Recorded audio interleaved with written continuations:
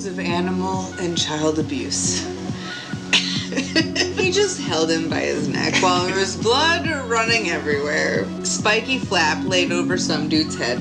And then the blonde lady presents with young boy. They all want her, and they get her to smile, but things are looking bleak. Mummies with gardening gloves on and severe asthma. Victims of attack are drained of blood and mummified. They look like calcified teddy bears. And then a shirtless man with a white belt lightly taps rocks while making strained faces. But the blonde woman notices. She's impressed. She's impressed. The blonde lady tends his wounds since his knuckles are all messed up. Love. He teaches her son to use power to destroy evil. Claw some dirt, jog with 100-pound boulders tied to each leg. Lots of jumping, exploding boulders, zombies. Red furries with claws. She is not allowed to talk. Forehead kiss. Only weird smiles, no words. Not love. Whatever I desire, I will have. Dude with spiky flap over his head decides to steal the blonde lady and her kid. Pepperoni nipple shirt upsets me greatly. Moldy brain in a box. Somehow not surprising. The furries are back. And the kicking and punching gets going. Lots of dying bear sounds. Burying them alive while bound as torture. But all they did was sit up. They are powerful beyond immortality. A woman spoke. She was deformed as punishment and possibly turned into a tarantula. Ewoks attacked. Nothing came of that.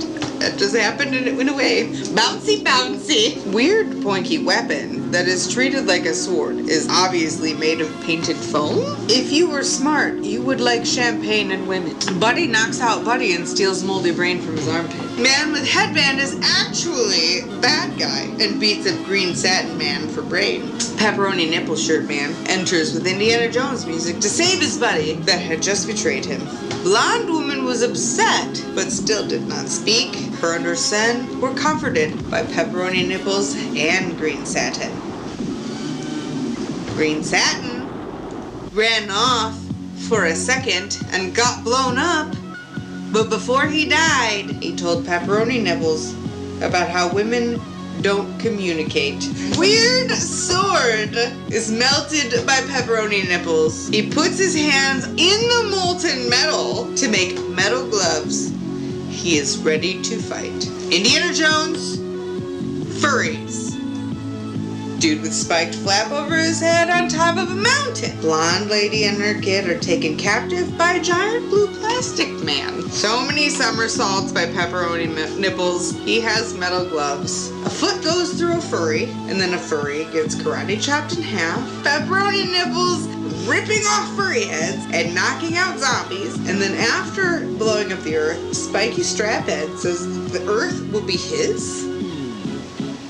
Isn't it done? More Star Wars footage and Indiana Jones music. Metal hands seems to be prevailing, especially with the help of Indiana Jones music and a trampoline. Stripey Stick turns to giant ninja stars, but Pepperoni Nipples is still on his trampoline. Flashlight in the face. Where'd he go?